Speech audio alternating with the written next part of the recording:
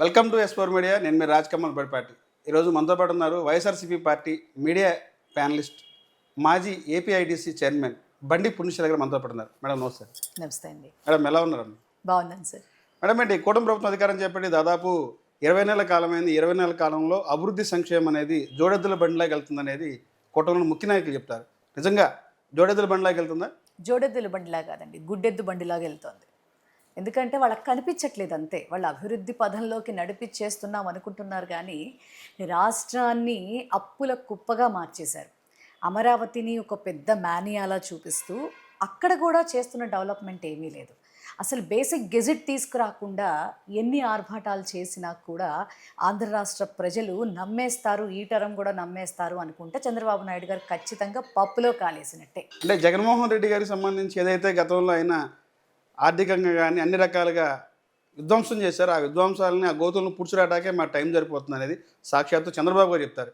నిజంగా గత 5 ఏళ్ల పాటు రాజకీయంగా కానీ ఆర్థికంగా కానీ రాష్ట్రాన్ని విధ్వంసం చేసినట్టు ఏం చెప్తారు మీరు ఒక వైసీపీ ప్యానలిస్ట్గా? కాగ్ రిపోర్ట్స్ తీసుకోండి. కాకి లెక్కలు, గాల్లో మాటలు వద్దు.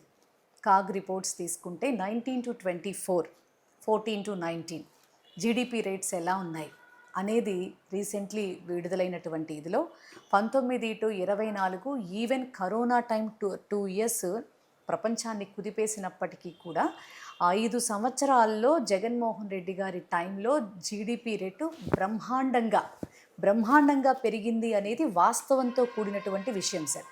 రెండోది, ఆయన 5 ఏళ్లలో 3,39,000 కోట్ల రూపాయలు 5 ఏళ్లలో చేశారు. అంతేకాకుండా సైమల్టేనియస్లీ ఇండస్ట్రీస్ తీసుకురావడంలో కానీ, మేము గ్లోబల్ సమ్మిట్ 23లో చేసినప్పుడు లిటరల్లీ 13 లక్షల MOUలు మేము చేసుకోవటం జరిగింది. 1,32,000 కోట్ల రూపాయల గ్రౌండింగ్ జరిగింది. ఇండస్ట్రీస్ వచ్చినాయి. అసలు 6.5 లక్షల ఉద్యోగాలు డైరెక్ట్ గవర్నమెంట్ ఉద్యోగాలే ఇచ్చాం. ఇది మేము నోటి లెక్కలతోనో చెప్పట్లా. ఏదైతే మీరైతే ఇండస్ట్రియల్ చెప్పారు, సమ్మిట్ అని చెప్పారు, అదే సమ్మిట్ మీద ఇప్పుడున్నటువంటి రాష్ట్ర కేబినెట్ మంత్రి నారా లోకేష్ గారు కొన్ని విమర్శలు చేశారు. గతంలో వైసీపీ చేసిన సమ్మిట్ అనేది చెప్పుకోవడానికి కూడా చాలా ఇదిగానే ఉంది. ఎవరైతే చిన్న చేపల షాప్ ఉందో, చేపల ఫిష్ మార్కెట్ ఉందో వాళ్ళని తీసుకొచ్చి ఒక MOU చేసుకున్నారు. ఐస్ క్రీమ్ షాపులు MOUలు, చేపల బళ్ళు MOUలు తప్ప గ్రౌండ్ లెవెల్ పెద్దగా వచ్చింది లేదంటారు. మీరు గతంలో ఏపీఐడిసి చైర్మన్గా చేశారు. అసలు వాస్తవం ఏంటి? వాస్తవం అనేది అసలు మీడియాలు చెప్తాయి కదా, ఖచ్చితంగా వాళ్ళ వంగలపూడి అనిత గారు అంటారు కదా, ఎవరు మర్చిపోయినా గూగుల్ మర్చిపోయదు, మీడియా మర్చిపోదు అని. అదే చెప్తా ఉన్నా నేను కూడా. ఒక భోగాపురం ఎయిర్పోర్ట్ తీసుకున్న శంకుస్థాపనలో నేనున్నాను సార్. అదృష్టవంతురాలని ఏపీఐడిసి చైర్పర్సన్గా భోగాపురం ఎయిర్పోర్ట్ శంకుస్థాపన కార్యక్రమంలో GMR గారు ముఖ్యమంత్రి గారితో ఇండస్ట్రీస్ చైర్మన్గా నేను ఆ రోజు దీపారాధన చేసేటటువంటి ఆ ఇనాగ్రేషన్ టైంలో నేనున్నాను. చంద్రబాబు గారితో ఉన్నారు, వైఎస్ జగన్ గారితో ఉన్నారు, వైఎస్ జగన్మోహన్ రెడ్డి గారితో 23లో. మరి మేము కట్టాము, మా ద్వారా సాధ్యమైంది, మేమే కంప్లీట్ చేసామని చెప్పి కూటమి ప్రభుత్వం చెప్పుకుంటుంది. మీరేమో అప్పుడు శంకుస్థాపన అప్పుడు జగన్మోహన్ రెడ్డి గారితో నేనే ఉన్నాను చెప్తున్నారు. మీకు మాట చెప్తున్నాను, నేను ఉన్నాను కాబట్టి నేను చెప్తున్నానండి. నా ఫొటోస్ కూడా ఉన్నాయి, కావాలంటే మీకు నేను తర్వాత ఇస్తాను, దాన్ని మీరు యాడ్ చేసుకుందరు కానీ మీకు ఆ ఫొటోస్ అవి కూడా. ఎందుకంటే మనం చెప్పే మాటలు ఎలా ఉండాలి అంటే నగ్న సత్యాలుగా ఉండాలి తప్ప గాల్లో కాకి లెక్కల్లాగా ఉండకూడదు. రెండోది ఏంటంటే, ఈయన కుప్పంలో శంకుస్థాపన చేశాడు, ఈయన టైంలో నెల్లూరులో శంకుస్థాపన చేశాడు. మరి అదంతా కూడా మరి ఆచరణ రూపంలోకి ఎందుకు రాలా? జగన్మోహన్ రెడ్డి గారు ఒక పని చేశాడు అంటే మరి అక్కడ ల్యాండ్ పూలింగ్ జరగాల అండి?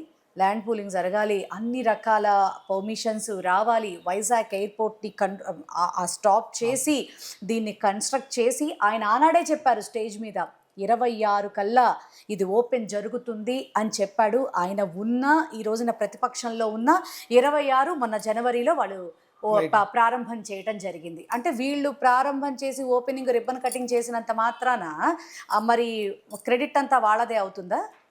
చాలా ఎంత హాస్యాస్పదంగా ప్రజలందరూ కూడా చంద్రబాబు నాయుడు గారికి ఈ డప్పు కొట్టుకునే బుద్ధి అనేది, ఈ జపం తక్కువ తుప్పరెక్కువ అన్నట్టుగా చేసే పని తక్కువ, చెప్పుకునే ఆర్భాటాలు ఎక్కువ. డెవలప్మెంట్ అంటేనే, విజనరీ అంటేనే గుర్తొచ్చేది చంద్రబాబు అంటారు. మీరేమో మేము చేసాం, మా గవర్నమెంట్ జరిగింది మీరు చెప్తారు. మాకు గుర్తొచ్చేది మాత్రం ఒక వెన్నుపోటుకి ఖచ్చితంగా వేరే వాళ్ళ క్రెడిట్ తీసేసుకోవటంలో కానీ, అలాగే అసలు చేసిన పని తక్కువ, అసలు ఆర్భాటాలు చూస్తేనే ఇదిగో మొన్న బిల్ గేట్స్ని తెచ్చినట్టే ఉంటుంది దరిద్రంగా. అసలు ఏమనుకుంటున్నారో చంద్రబాబు నాయుడు గారు, అసలు ఈ రాష్ట్రాన్ని ఏం చేయాలనుకుంటున్నారో, ఈ రాష్ట్ర ప్రజలని ఏ విధంగా ముందుకు తీసుకుపోవాలనుకుంటున్నారో కూడా ఈ రోజున నిజంగా చాలా అర్థం కానటువంటి ప్రశ్న అండి ప్రతి ఒక్కరికి కూడా. అమరావతిని మీరు తీసుకుంటే మరి మా టైంలో 34,000 ఎకరాలు, వీళ్ళు వచ్చిన తర్వాత టోటల్లీ ఫస్ట్ ఫేజ్ కింద ఒక 20 ఎకరాలు తీసుకున్నారు, 54 ఎకరాలు అయింది.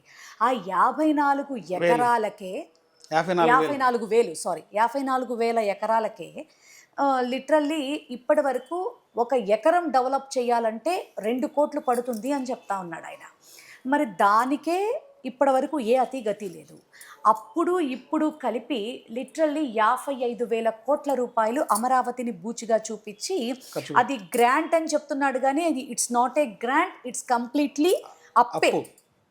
కంప్లీట్లీ అప్పే, తిరిగి చెల్లించాల్సిందే. అది చూపిస్తున్నాడు. అసలు వాస్తవంగా చంద్రబాబు నాయుడు గారు కానీ, మున్సిపల్ మినిస్టర్ గారు కానీ అసలు ప్రజలకు చెప్పింది ఏంటి? ఇది సెల్ఫ్ సస్టైనబిలిటీ ఉన్నటువంటి మరి రాజధాని, ఆ ప్రాజెక్టు ఆల్రెడీ మా దగ్గర 54,000 ఎకరాలు ఉన్నాయి.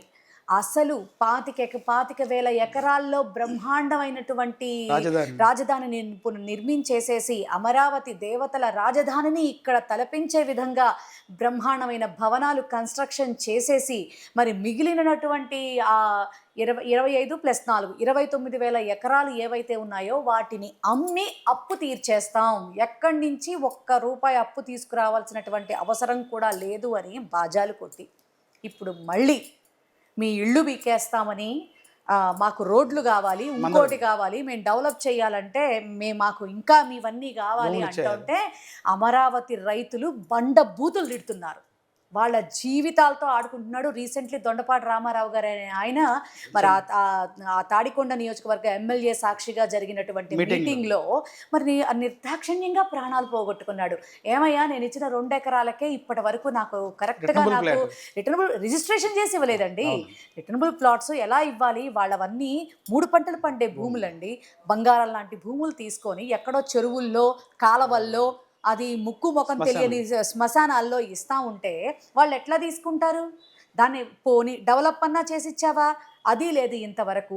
ప్రతి సంవత్సరం వర్షాకాలం వస్తే ఎత్తిపోతల పథకం, ఇప్పుడు అదేంటి రాయలసీమ అంటే నీళ్ళు ఎత్తిపోసుకోవటమే కదండి అమరావతి అంతే కదా. ఇప్పుడు ఒక పెద్దపాటి వర్షం వచ్చిందనుకోండి సార్, గట్టిగా కురిస్తే మరి పడవలు వేసుకొని వెళ్తున్నారు కదా.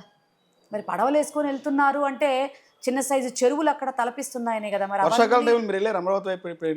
అవి ఎందుకు వెళ్ళమండి? ఎందుకు మా కళ్ళతో మేము చూడట్లేదు? వైసీపీకి కళ్ళు కనిపించట్లేదు,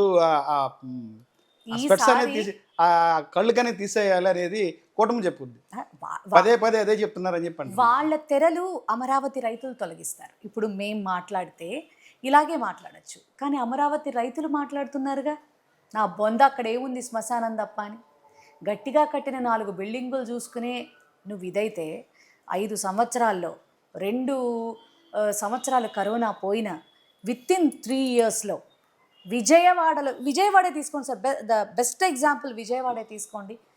19 to 24 మధ్యలో ఇక్కడ ఎవరు వరదల పాలు అవ్వకుండా రిటైనింగ్ వాల్ కట్టాడా?